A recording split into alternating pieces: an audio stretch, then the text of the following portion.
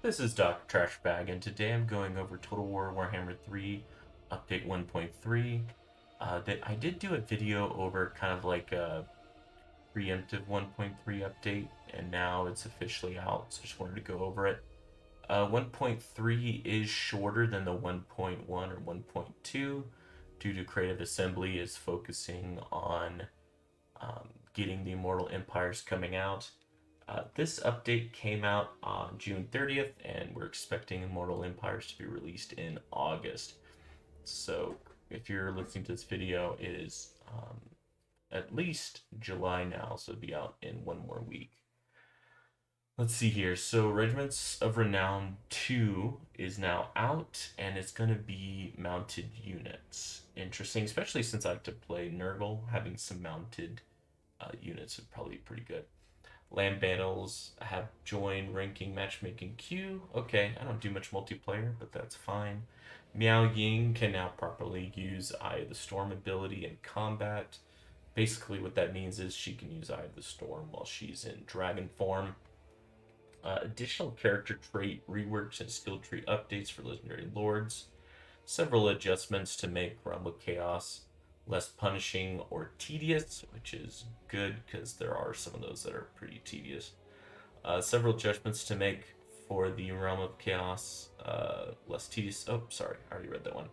Much needed adjustments for how the AI for Zeech faction utilizes changing of the ways. Basically, they increased how many turns the AI needs to have before using that. They basically reduced it by, I think it was like 70 to 90%. So that's going to happen a lot less. Improvements to the Cathayan formation attack ability, fixes to the Kurgan warband, spawns rate during the Cathay campaign, numerous improvements to units' responsiveness to orders and movement commands in battle, AI improvements to their battle strategy, as well as fixes to prevent them from abusing skills and abilities. That's always good. You don't want to make it too easy in terms of cheesing the AI. And then there's various changes and much more. And of course, you can always go to the discussion on Steam and the official forums, as well as Reddit for more info. Let's see. So up next, the team is already hard at work at Update 2.0, which will bring a load of new features, DLCs, and of course the debut for highly anticipated Immortal Empires game mode. They have a load of new information coming our way, weeks to come. So let's stay tuned. I'm really excited for Immortal Empires. I think I can get two of my friends to kind of join me. They can purchase Total War Warhammer 3, and as long as one of us, which in this case would be me, that has Warhammer 1 and Warhammer 2, we can play on the big map.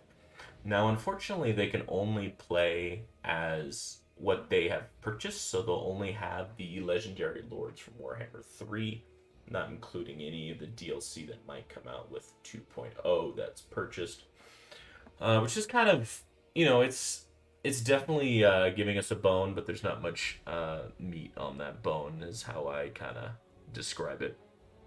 So, for example, Stellaris and Sins of a Solar Empire, if one person has the game and DLC, your friends can do everything that I can do if we're playing like a multiplayer match. So they can have all the different Empire types and DLC, but if they're playing single player, then they have to only play with what they've purchased. Um, but here, it's you can only play what you have purchased, but will allow you to play on the big map, which is Immortal Empires. So it's definitely better than nothing, but it's still kind of a little lackluster. Anyways, with now going away from kind of the quick summary now to the meat and potatoes of the update. Regiments of Renown. So there's already been one group of Regiments of Renown in 1.2, so now there's going to be another where they have at least one unit per empire. All right, so let's get right into it. The Righteous Lances of Wei Jin, the Great Logmar Riders. These formidable lances are the guardians of the Grand Cathay Sky Fleet. These elite bodyguards protect and serve as bodyguards of the Lord of the Skies, cutting through the thickest armor with their mastercraft weapons. So they have an ability, Guardian, which reduces damage taken by lords and heroes that are close to this unit. So that's good. That means you're going to want to have them, close to your legendary lord and or heroes, and that should hopefully help reduce the chances of them dying. Attribute immune to psychology. That seems pretty common towards higher level units. And then damage modifier, armor piercing attack. So they're going to have a lot of armor piercing. Great. Heralds of Khorne Fury, Blood Coursers of Khorne, or of course the Khorne Empire. These are probably one of the ones I really want to try out. These big ol' riders here. So riding into battle with the heat of Khorne's fury, the heralds making kindling of all that would challenge them on the battlefield. They wield some of the most ravenous of Khorne's cursed blades and take very little to enrage the spirits possessing them with a fiery wrath. Their ability is Mantle of Immolation. It's a passive. I prefer passive abilities, so I definitely like it when I see these that say passive.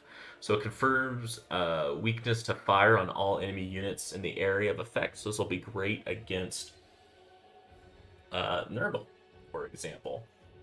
I didn't even like my own video there. Interesting.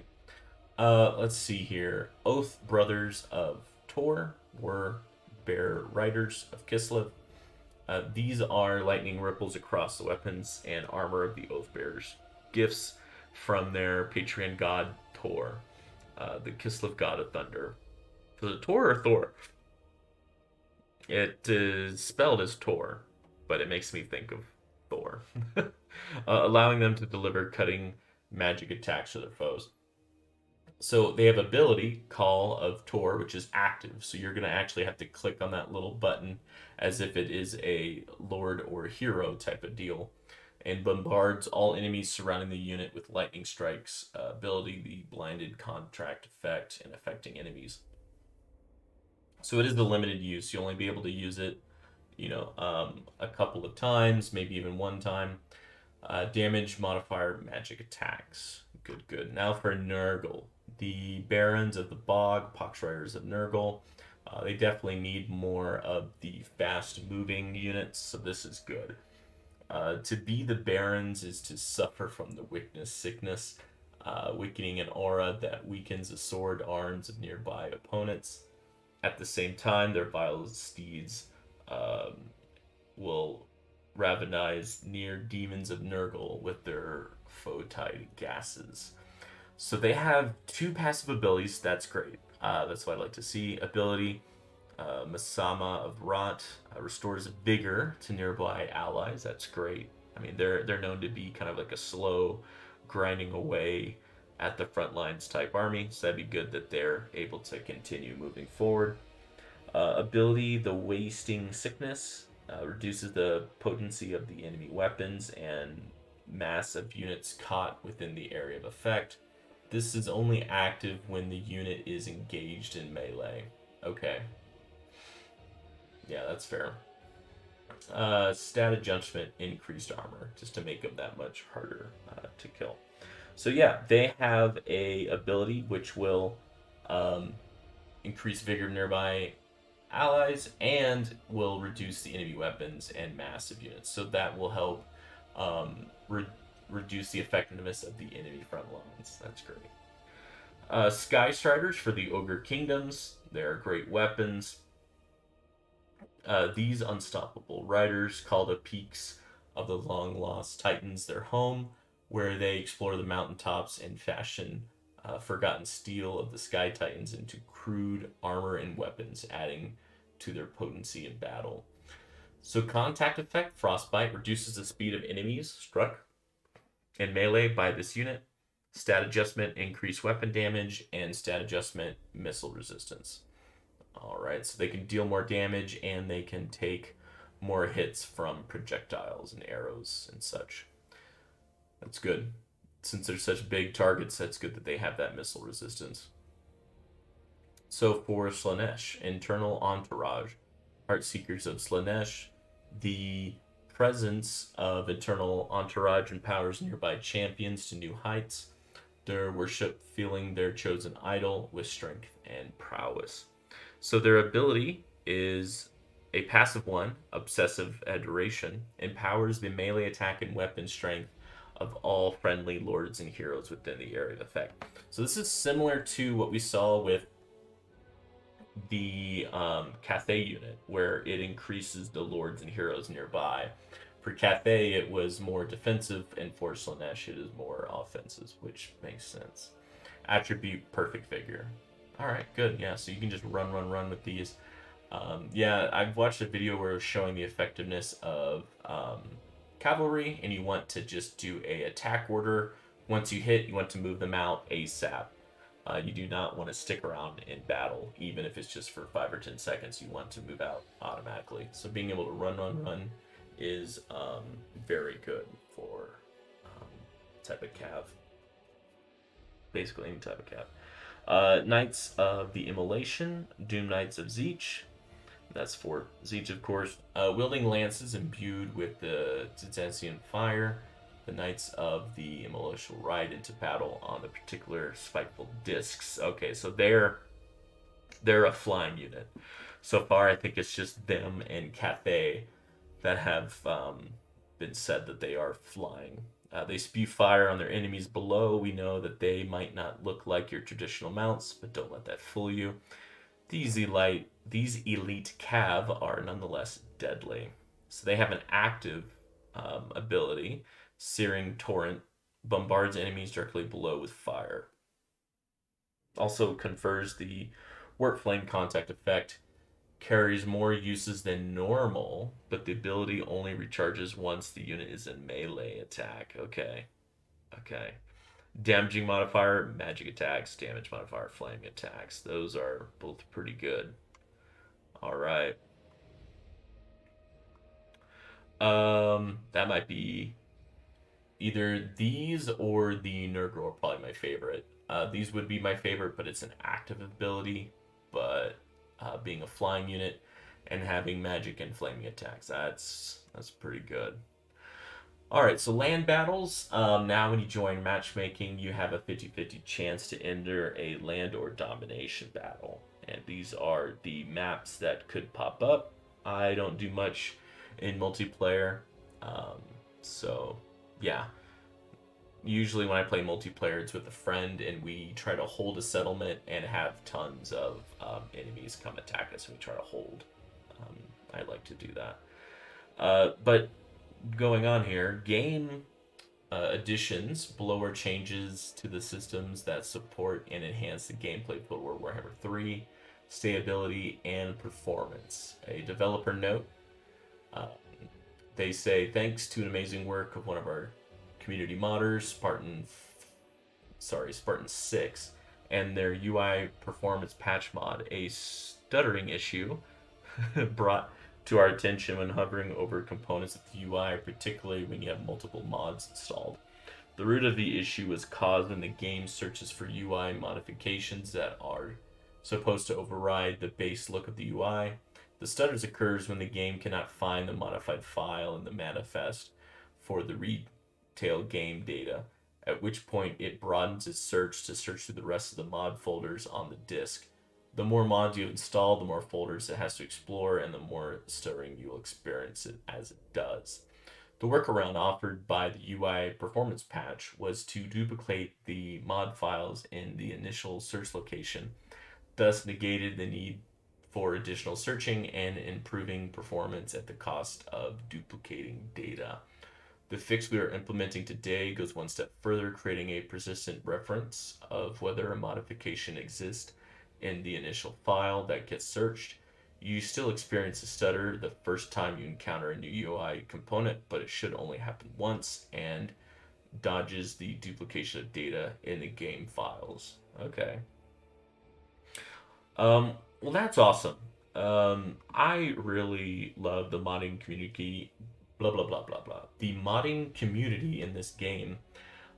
It really increases the replayability, and it also kind of shows the game developers what we are interested in and how to fix certain things. So this is great. Let's see here. Creative Simply also improved how UI assets are loaded over extended sessions in an effort to reduce the stuttering. Oh, okay, that's probably what we just read.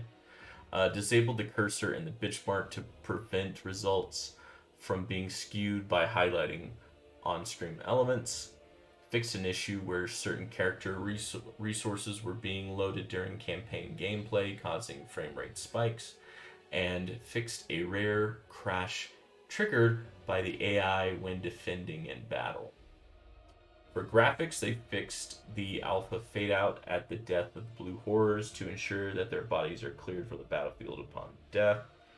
UI fixed several instances where the descriptive text of buildings failed to account for the latest balance changes. Fixed the descriptive text in iconography of the ogre monsters building chain of the settlements to match the versions building the camps, and remove the white bar displayed on the top panel upon entering a battle where dark elf units were included in the army of a different faction, such as when seduced to join the army. Several changes have been made to the character details panel. The list of characters at the top of the character details panel now uses the same sorting as the Lords and Heroes dropdown. Lords are displayed first alongside their embedded heroes, and then the rest of the heroes are included at the end of the list. Lords are now displayed with a different frame to differentiate them from heroes, and embedded heroes are now displayed with smaller icons and lines drawn to the lord they serve. Cool. Gameplay.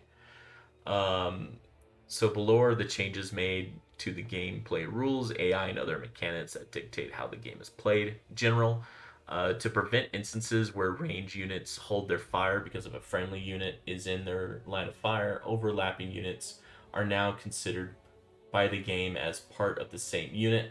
This should ensure the range can more constantly carry out firing orders.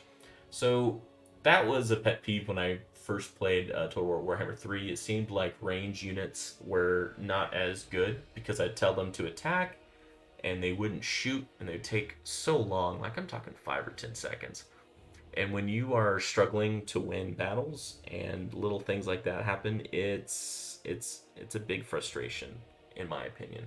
Now I've already seen examples where people would purposely put range units basically overlapping front line and just dominating the enemy using that. Now, of course, you're clumping your units, and so a clever AI or for sure a multiplayer battle, someone could use artillery or a magic spell to just mess up those clump of units. But on a campaign, the AI tend to not be that bright, and you could probably use that to your advantage more times than the AI using a spell or artillery to mess you up. So this is definitely a boon for human players. So definitely try out different ways to use this update to help you in your campaign. Smaller multiple entity artillery and chariot units will no longer have collision when killed. This will help alleviate issues where larger entities were having trouble pathfinding around destroyed artillery pieces. Okay, that's good to know. The Zeech, Nurgle, and Slanesh technologies, which previously provided lore passive abilities to greater demon units, now instead provide additional uses of the bound spells granted by other technologies.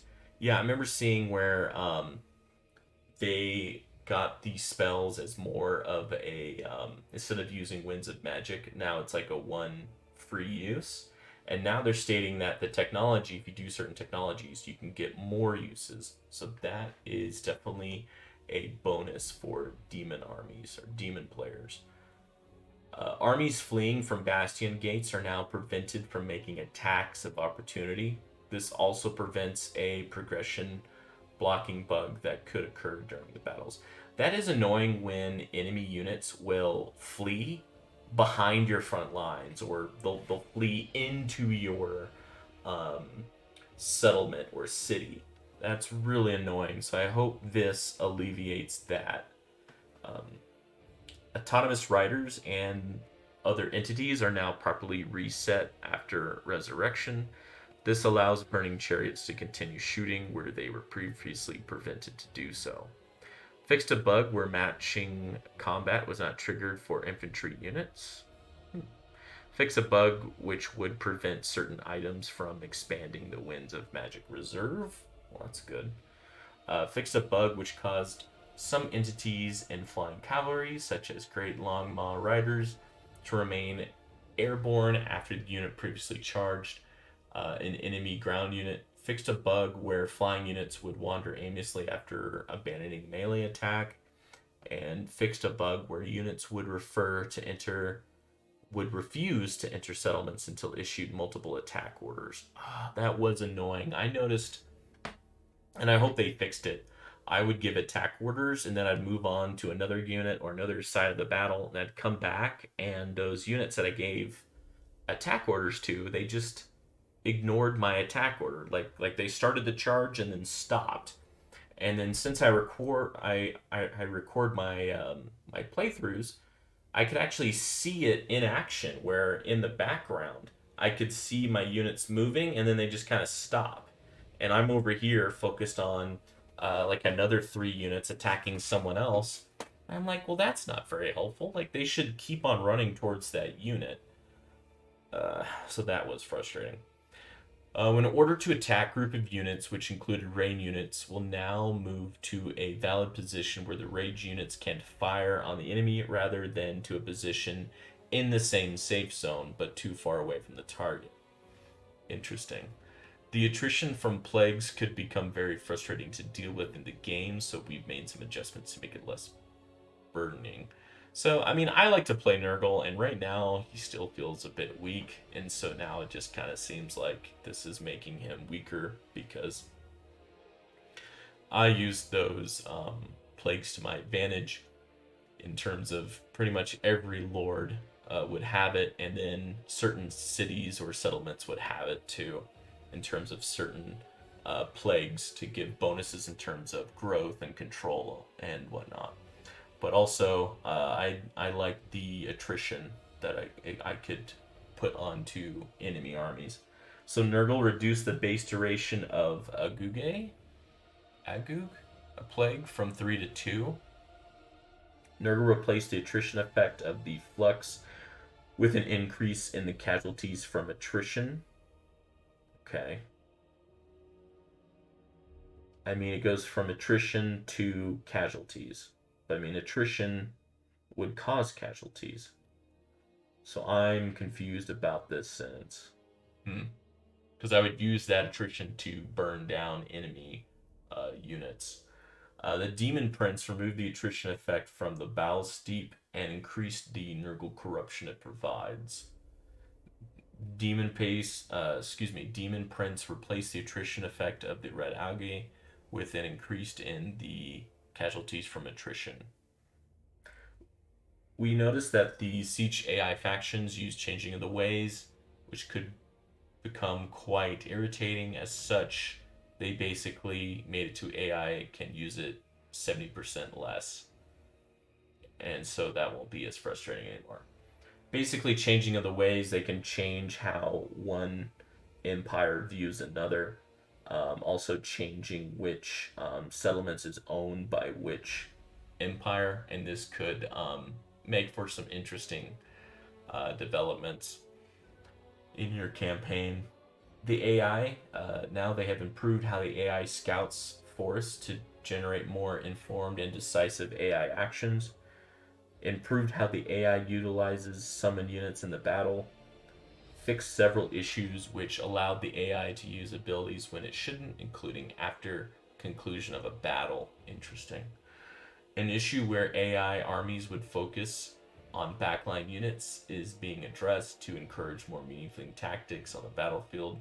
This should also address the issue during siege battles, which will compel the AI to scale walls and march through defending units to enter the city. Yeah, I saw Legend of Total War basically cheesing the system, purposely putting all of his units, well, significantly a lot of range units on the walls, and the enemy units would just run through the gate or run up the walls and run through.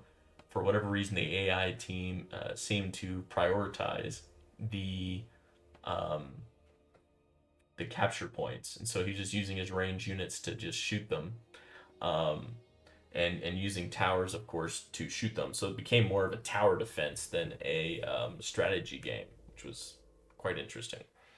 AI controlled units will no longer try to push through frontline units just to attack backline unit. Okay, hopefully that's with capture points as well.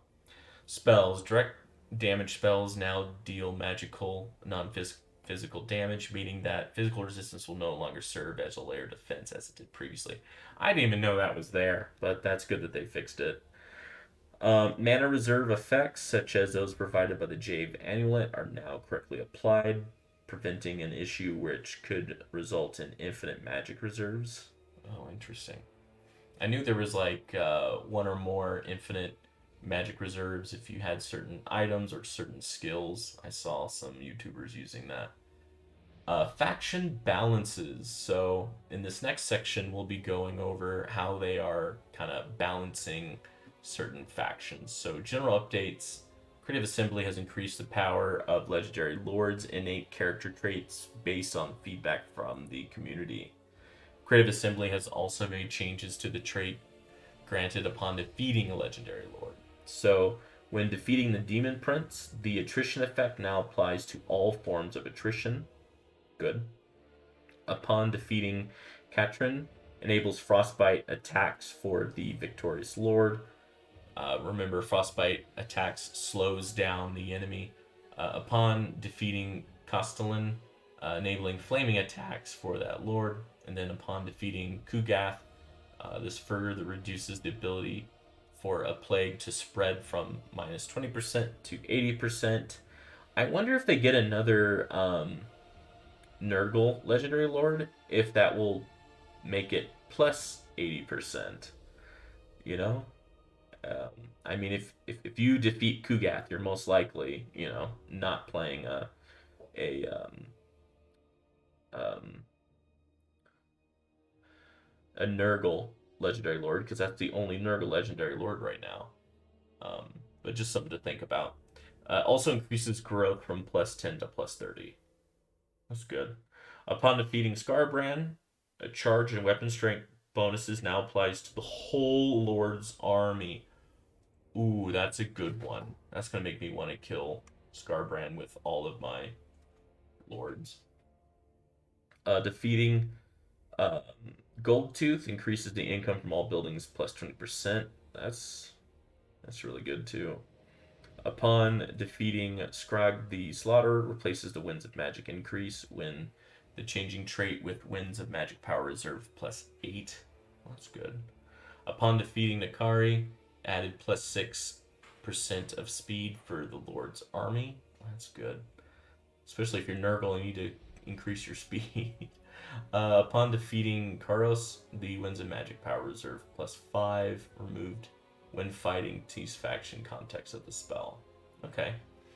So for Demons of Chaos, Plague Troopers replace the charge bonus effect with up to melee defense plus 6 for Nurglings, Plague Bearers of Nurgle, Exalted Plague Bearers of Nurgle, and Forsaken units. Okay, so instead of charge bonus, we are increasing the melee defense, so they're all going to be a little bit more tanky. For the Demons of Chaos, that's probably pretty good, because when you get Nurgle units, you're probably making them more of a I want to use these units to hold the enemy type of units. So other than that, looks like there's not many skill updates here for the Demons of Chaos. For Grand Cathay, there's a special developer note. In Update 1.3, Creative Assembly wanted to provide a solution for Cathay when it comes to their ability to hold the line in infantry combat. As a range-focused faction, this is a critical element for the gameplay, which is why we're making Harmony more potent for melee units by adding attack melee stats to Yang and adding less impactful benefit of speed to Yen, as we're generally content with the current performance of range units. Okay, so they're increasing the Yang, but not doing much for Yin because they're happy with range. Okay, that makes sense. Other than this, we are particularly rolling back the projectile penetration strength of Crane Gunners as we went somewhat overboard in Update 1.2. We are also aware of Cathay's struggles in competitive battle space, so we're introducing cost changes to further stabilize Cathay's position. All right, so the Crane Gunner, they went from bullet penetration from 2 to 1. Originally, it was 0, and then in Update 1.2, they made it 2, and now, of course, in Update 1.3, they're bringing it back down to 1. So it looks like they overcompensated there, and they're bringing it back down. But they're making the Crane Gunner 200 gold cheaper, so that's good. Fire Rain Rocket increased range from 360 to 400. Ooh, I like that. That's going to be really good range. Fire Rain Rocket multiplayer, it reduced by 100 gold. Okay. Sky Lantern increases the hit points by 1,000. Okay, good. Sky Lantern reduced the cost by 100 gold. That's good. Zhao Ming, the multiplayer cost reduced by 200 gold. Yeah, so they're definitely helping out Cathay by reducing the costs significantly. That's great. Abilities fixed an issue which prevented Mao Ying from using her Eye of the Storm ability in, I believe, her dragon form. So that has been fixed. Formation attack, soldiers who have activated the ability will now more actively seek out combat, making it far more effective in frontal engagements. Yang Harmony now provides melee attack +8 instead of +4, and Yin Harmony now provides speed of +12% instead of +6%. So those are good additions for Cathay. The following changes have been made to the Lord Magistrate's abilities. Inspiring Defense and Inspired Marksmanship and Inspired Assault are no longer mutually exclusive. All three abilities can now be selected at the same time. Interesting. Added 2 new mutually exclusive abilities to Lord Magistrate's arsenal. Excellent Administrator, +2 control for local province. Income from all buildings, +15% local region. Absolute General, unit experience gain per turn, +100 for the Lord's Army. Recruitment rank, +1 for the Lord's Army. Okay, yeah, that seems good. Having a little bit more variety. Skills. Blades of the Bastion replace the charge bonus effect with melee defense +5 for Peasant Long Spearmen, Celestial Dragon Guard, Jade Warriors, and Jade Warriors Halberds. Units rank 7 and above. Blades of the Bastion added spell resistant, 10% for the Peasant Long Spearmen, Celestial Guard, Jade Warriors Halberds for rank 7 and above. Caravan Master fixed the ordering of skills in the first line that resulted in the immortality skill being hidden. Oh, I didn't even know that. That's good to know. Fast Hands added missile strength +6% for Peasant Archers, Celestial Dragon Crossbowmen, Jade Warrior Crossbowmen, Iron Hail Gunners, Crane Gunners, Grand Canyon Fire Rocket units, 7 rank and above. Well, that's a good one. Looming Lanterns added +15% range for Sky Lanterns and Sky Junk units ranked 7 and above. That's also good. Unified Charge added +5 melee attack for Peasant Horsemen, Jade Lancers, Great Logma Riders, Intercross Sentinel, and War Zing War Compass units ranked 7 and above. Okay, those are good bonuses there. The following changes have been made to Malign Skills. Harmonious increases the diplomatic relations with Cathay from +20 to +40. Well, that's good. Hopefully we can get more confederations quicker. Because as playing as Mao Ying, it was a little difficult. I think I was still able to confederate. But I think at one point I had to make some, like give some gold or do some certain trades to my quote-unquote brother because he was getting a bit uppity down there. I don't know why. So the following changes have been made to Zhao Ming's skills. Desert Armor now applies +10 armor to melee units in Zhao Ming's army, in addition to Zhao Ming himself. thought he already did that, but okay. Lord of Shaoyang added diplomatic relations with Cathay plus 20. Great. So they should like each other a lot more. Technology, the Cathayan Technology Dragon Fleet Aegis and Sea Dragon's Edict now apply to the faction's capital rather than the high-end port specifically. Well, that's probably good because right now there's not much in terms of ports with them. It's kind of been an ongoing joke in the Warhammer community. Harmonic Balance Yang reduces the incoming effect 40 to 15%. That seems like a debuff there. Okay.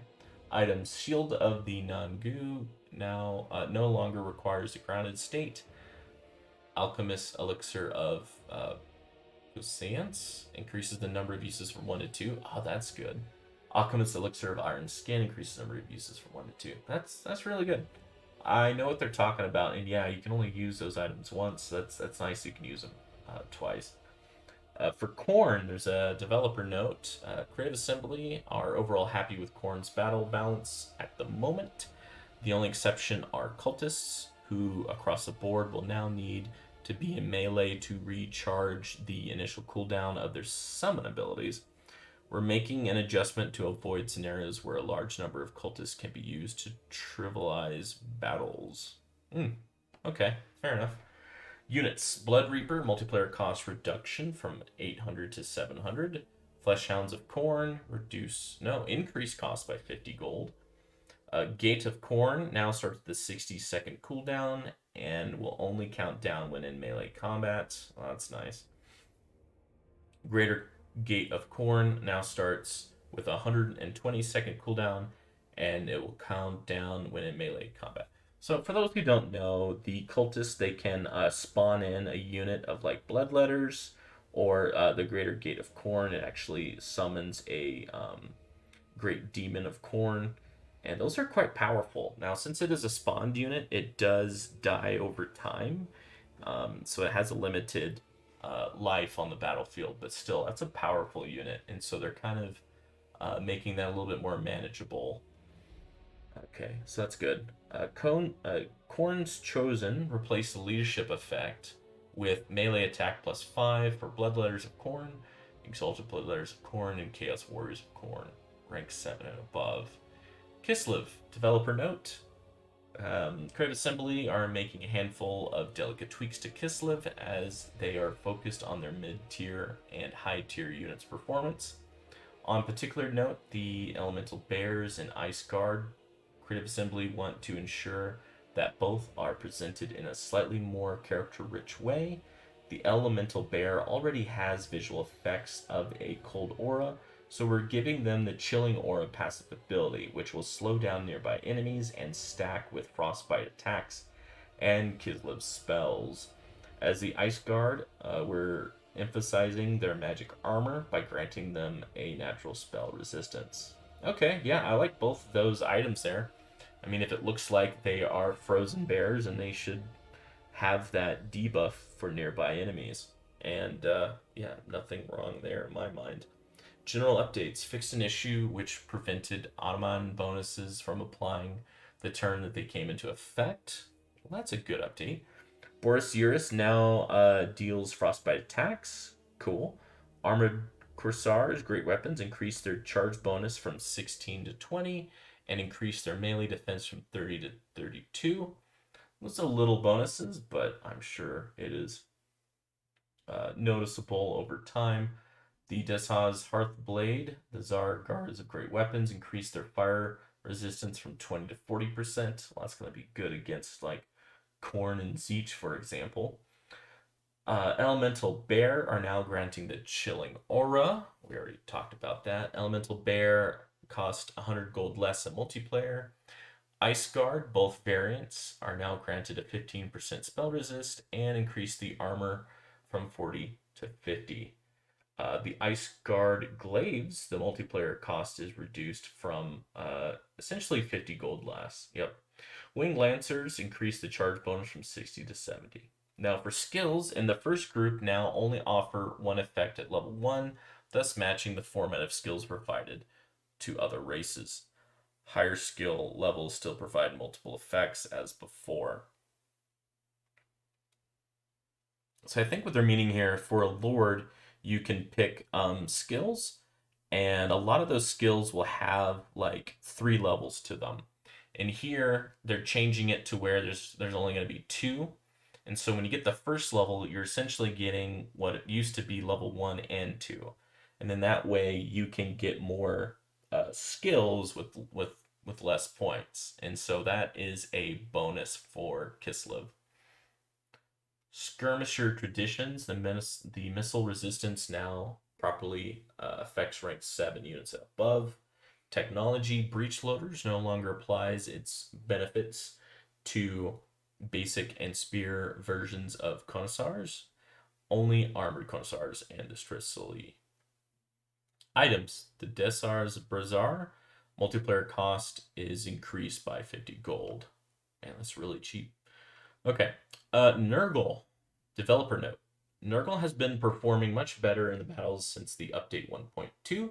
Aside from the cultist summon tweaks, we're only making slight multiplayer cost adjustments this time around. Okay. So the cultist that was kind of talked about with Khorne, it looks like that's going to be there for Nurgle, Zeech, and Slanesh as well, which makes sense. You want them all to be relatively balanced there. So, Festering Stooges, Exalted Plague Bearers of Nurgle, the multiplayer cost has increased by 100 gold. Plague Drones of Nurgle, multiplayer cost has decreased by 100 gold. Same thing with, what is this now? It will only count down below 50 hit points. Interesting. Okay, so for the cultists, the Gate of Nurgle now starts with a 30-second cooldown that will only count down when below 70% hit points. So the cultist has to be hurt by 25% or more. And then the greater gate is 50% or more. Okay, so they're doing a little different. Interesting. Okay, for skills, Airborne Aguiz added a melee attack +5 for Chaos Furies, Rotflies, and Plague Drones of Nurgle, rank 7 and above. Armor of Malady fixed an issue which would prevent the melee defense benefit from being applied to Plague Bearers of Nurgle. Well, I'm glad that that is being applied. Cankerous Spread increases the melee defense +5 for Pox Riders of Nurgle, Plague Toads of Nurgle, and Spawn of Nurgle units, rank 7 and above. Putrid Resistance added missile resistance 15% for Beast of Nurgle, Sword Grinder, and Great Unclean Ones, rank 7 and above. That missile resistance will be very handy because those units are all pretty big and an easy hitbox, so that is definitely a good bonus there. Virulent Contagion added +10% speed for Nurglings, Plague Bearers of Nurgle, and Exalted Plague Bearers of Nurgle, and Forsaken of Nurgle units, rank 7 and above. That's good to get a little extra speed for a very slow empire. Technology, the Locus of Virulence now also grants +100% ammo for Soul Grinders and Nurgle. I like how the Soul Grinders of Nurgle, I like their range shot. It's like an artillery shot. Very cool looking. And it helps out Nurgle, which doesn't have a lot of range units. Developer notes, Creative Assembly are currently content with the state of the Ogre Kingdoms and battles, but will continue to keep an eye on them moving forward. So in the campaign, ogres are increasing their rewards granted by the contracts that they get. All 3 missions now offer a bonus reward, meat, and growth from camps or on a rare magic item. Well, that's cool. Roughly double the amount of gold granted by treasury rewards and increases the minimum reward from 500 to 1,500 gold. The exact amount is determined by the issuing faction's treasury. Cool. So they'll have a lot more gold, growth, food, and rare items now. Battles modified the splash attacks of Iron Guts, Man-Eaters to hit smaller entities more consistently. Oh, that's good. Units Stonehorn reduced their missile resistance from 35% to 20%, so that's a little bit of a debuff there. Skills, the combat skills of Goldtooth and Tyrants now only have 2 levels as opposed to 3, as in the case with other lords. The first level is equivalent to the second level of other characters. So that's what I was describing earlier with Kislev. Basically, a lot of these lords are getting um, changed in that way to where it takes less skills to get the same less skill points to get the same amount of skills, thus making them a bit more powerful and more in line with other lords. So continuous volley added plus 10% speed for Gobbler Trappers, Lead Belchers, Gobbler Scrap Launcher, and Iron Blasters rank 7 and above. Richly rewarded added weapon strength plus 12% for Iron Guts, Gobblars, and Ogre Bull units rank 7 and above. Trained Beasts add leadership plus 5 for Morphane Cav. Crushers, Stonehorn, and Star Tusk Pack units rank 7 and above.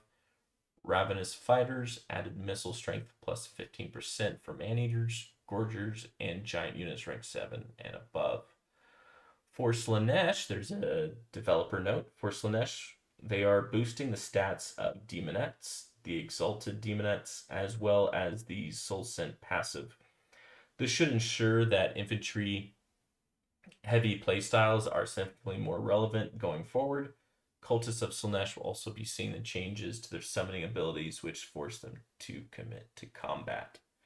So, general updates fixed an issue which prevent Slaanesh's wanton destruction ability from properly increasing the income generated by raising settlements. Fixed an issue which prevented Slaaneshi factions from forming pacts with Beastmen factions via diplomacy. In units, Demonettes of Slaanesh increased their hit points per model from 65 to 68. That's pretty handy because how many units are in there? There's quite a few, so that's going to be a good 60 to 200 extra hit points there. Increased the base damage from 8 to 12. Increased charge bonus from 20 to 30. So that's definitely a good bonus there. For the Exalted version, the charge bonus is going from 28 to 35, increase of base damage from 10 to 15, and increases their armor piercing damage from 28 to 35. So definitely more deadlier.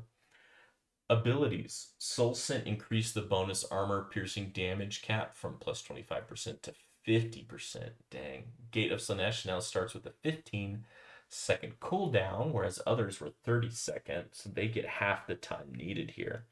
That will only count down when winning in melee. Okay, so maybe that's why it's less of a cooldown, because not only do they have to be in melee, but they have to be winning. Interesting. So yeah, a lot of these things you have to be putting your cultist in battle. You can't just have them kind of in the back lines and summoning greater demon units. Skills. All lords now have campaign skill that increases their replenishment rates of their troops. Okay, that's good to know. For Zeech, developer note, in update 1.2, they mentioned that they were considering bringing the Blue Horrors in line with other inexpensive infantry units by reducing their available ammunition. This is a massive change to their efficiency, so to maintain their relevance in the campaign, they're tweaking the Accursed Horror skill effect to ensure that they get a notable boost to their missile strength. This won't quite make up for losing ammunition, but we are already working on a new mechanic to aid in the ammunition carrying capacity of the Zeech roster that will be revealed in Update 2.0. Interesting, so stay tuned. Units. Blue Horrors reduce their ammunition from 5 to 4. Abilities, the Gate of Zeech now starts with a 60-second cooldown that will only count down when the Winds of Magic Reserve exceeds 15. Interesting. Greater Gate of Zeech now starts with a 120-second cooldown that will only count down when the Winds of Magic Reserve exceeds 15. Skills. All lords now have a campaign skill that increases the replenishment rates of their troops, just like Slaanesh. Cursed Horrors increases the missile strength benefit from 4, 6, 8% to 8, 12, 16% for each level. Okay. Exalted Locus of Congregation now grants plus 25 weapon strength for horrors rather than plus 6 armor piercing damage. Items Wand of Whimsy, multiplayer cost by an extra 50 gold, 100 to 150 gold to be exact. All right, so now for general campaign updates. Fixed an issue where non-chaos factions would not start a new campaign at war by default with nearby demon factions, such when playing as Meow or Suthral's Watchers. The Realm of Chaos fixed an issue where AI factions would continue to interact with a subset of rifts after a faction had already won the game. Changes have been made to counteract the need to proactively camp the Forge of Souls once the AI has collected 4 souls and teleports to the Forge of Souls. So now, when the AI teleports to the Forge of Souls, players will now be prompted to teleport and confront them. Note that this dilemma will only appear if the player's faction leader is in a state where they can teleport. Okay, so it just gives you a little warning that you're about to lose the campaign. Several changes have been made to prevent Kurgan Warband armies from continuously spawning at the Great Bastion. Yeah, I noticed that. Right when I killed one of their armies, another one would spawn in a turn or two. And so it's like you would have to keep an army there until you got a good defense on those towns there. Reduce the rate at which the threat meter fills. When the threat meter is not full, Korgon Warband armies will only spawn at each Bastion gate when it is raised. The threat meter now reduces when any faction attacks and defeats a Kurgan Warband army rather than just a Cathayan player. Improved visibility to when and why the threat meter is increasing or decreasing at any given time. Well, that's all handy items there. I think those are good updates. Several issues have been fixed with Tzeentch's Realm. Signals are now relevant upon entering and exiting a teleport locus. Action points are no longer removed when a player interacts with a point of interest in a realm. I hope that's all realms and not just Tzeentch, because sometimes, like, for example, in Slaaneish's realm, I just have to move, like, use 20% of my movement, but now I have to click a portal and that takes all my movement. That seemed a bit much. Finally, several adjustments have been made to the finer encounter Be'lakor to make it less time consuming and punishing, reduces the rate at which units enter from the base of the map. During the final wave, killing Be'lakor will now cause the remaining demons to crumble and conclude the battle. Reduce the number of soul grinders that accompany Be'lakor in the final wave. Yeah, it seemed like he had like a full 20 stack of just soul grinders, and then any random units that would go through gates as well. Killing them is no longer required to complete the wave, right? Because you just need to kill Be'lakor. Fix several issues which prevented Be'lakor from utilizing all of his spells and abilities during this encounter. Okay. I mean, that's just reducing the challenge, honestly. I liked the other items where, for example, the no action point required. This just makes the game easier. So, meh. Quest Battle, Frozen Falls, fixed several issues which would result in the battle being lost despite slaying all the mages.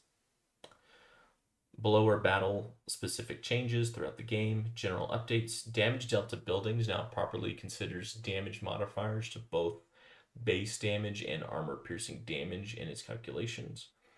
Fixed above a bug which prevented army abilities from using the current Winds of Magic and Magic Reserve levels. This also addressed an issue with Arcane Surge. Fixed an issue which prevented towers from being built at the end of a construction timer. Fixed a terrain bug which prevented certain towers from firing.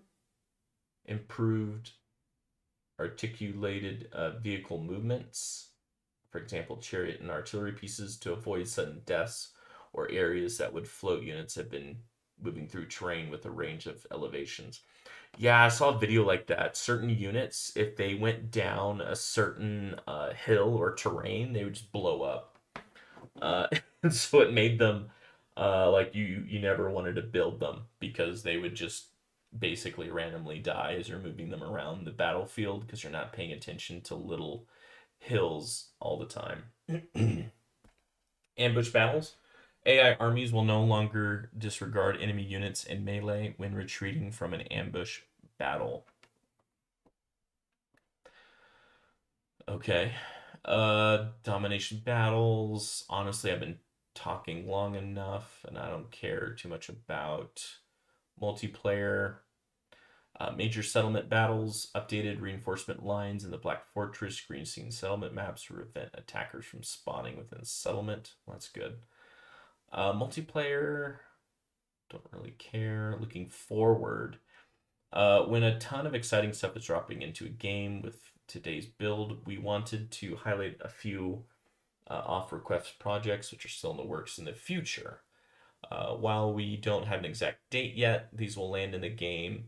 Um, you will watch for us to confirm their development and release schedule for WarHammer 3. So HUD colors, I mean, there's already mods to change this, but I mean that's great that they're doing what modders have already done. It's always good to have it in the actual games. That's one less mod that I have to keep track of. Settlement battle fatigue. They are reducing how many settlement battles in terms of those battles where you have towers and whatnot. Personally, I think it's a nice differentiation from Warhammer 2. I don't mind it playing it, and I actually enjoy it when I'm the one defending. So, but I seem to be the minority there.